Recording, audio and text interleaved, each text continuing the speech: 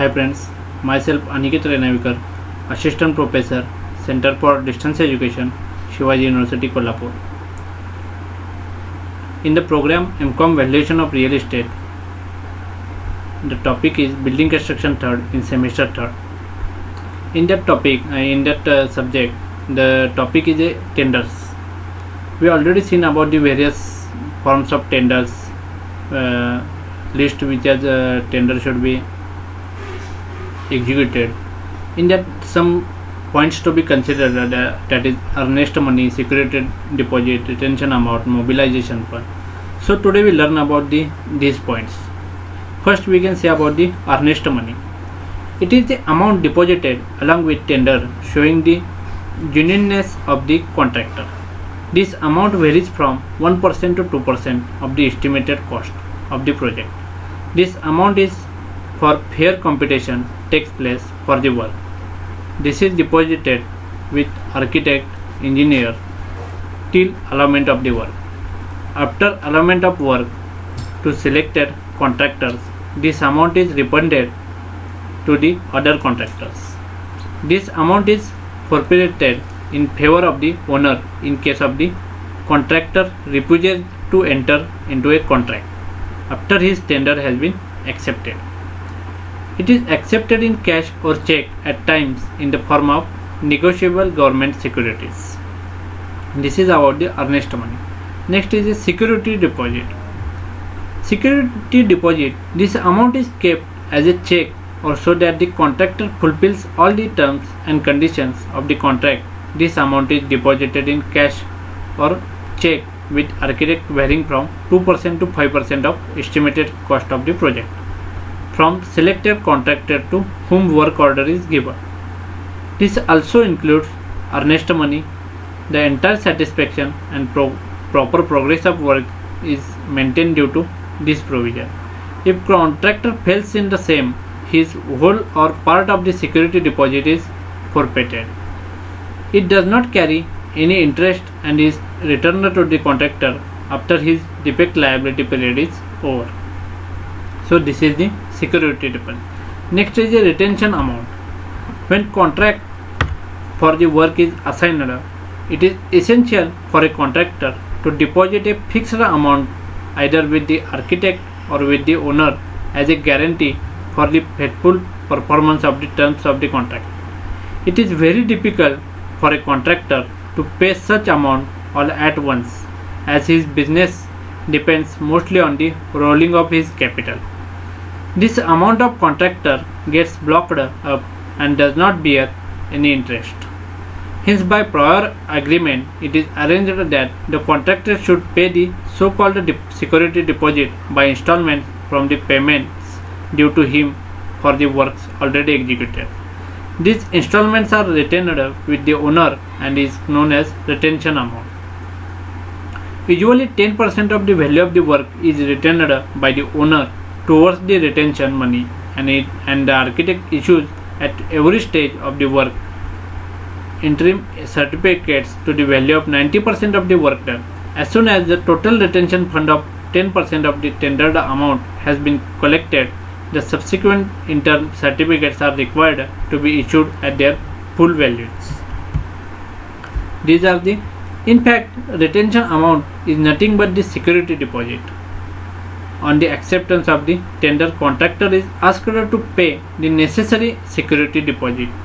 In order to avoid the burden of the depositing the full security amount, the contractor requests the architect that the balance of the security deposit over and above already paid at the time of submitting the tender be deducted from the running bill accounts till the deducted amount reaches its full value.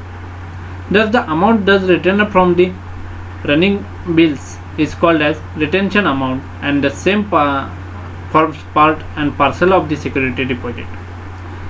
In that, there is a various essential terms, that is, it is the money that has been earned by the contractor but has not become payable under the contract. It can be assigned by the contractor to anyone he likes. 50% of the said amount is paid after the virtual completion of the work. Final installment of 50% is paid after the defect liability period has passed.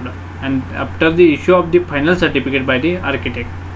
In case of bankruptcy of the contractor, the trustees of the bankruptcy will have no claim over the retention fund till the final certificate has been issued by the architect for the work. Retention fund does not carry any interest. What is the purpose of the retention fund? Retention fund is the purpose is to make the good the defect before the final certificate has been issued, to meet the claim, damages, compensation, etc. if any by adjoining owner or any other workman for any reason whatever, to make the necessary payment to the nominated subcontractor in case of the contractor fails in the same, to meet any compensation which may become due from the contractor for delay in completion.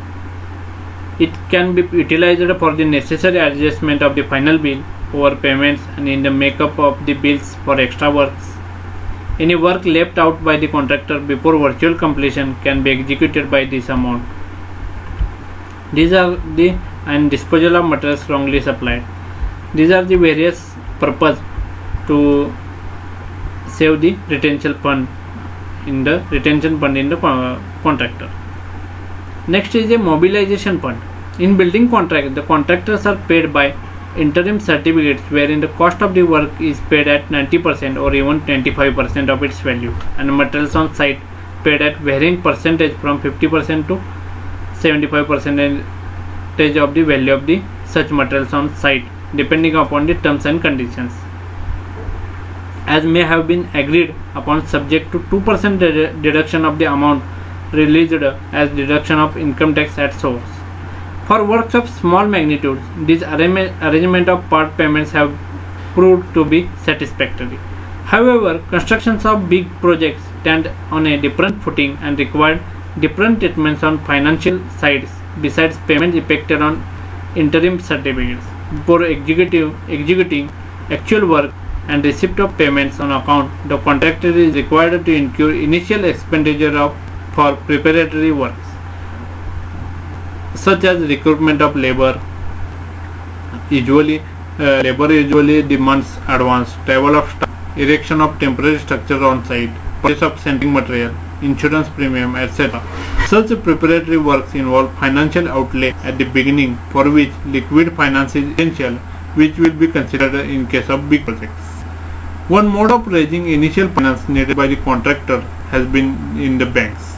Here again, since construction is not treated as an industry and contractors being treated as traders, banks have cautions in advancing loans and overdraft facilities if it all granted the same will against the fixed assets of the contractor.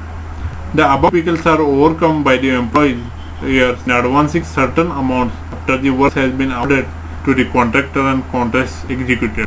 Such advance payments are called as mobilization fund. Now, the main purpose which are to be enable the contractors to make all initial arrangement for commencement of the works. These are the mobilization fund. So, these are the various points to be considered in the tenders. So friends, we stop here. Any query, any doubt regarding this topic, you can directly mail following mail ID cde_pt@unisuology.ac.in. Thank you very much.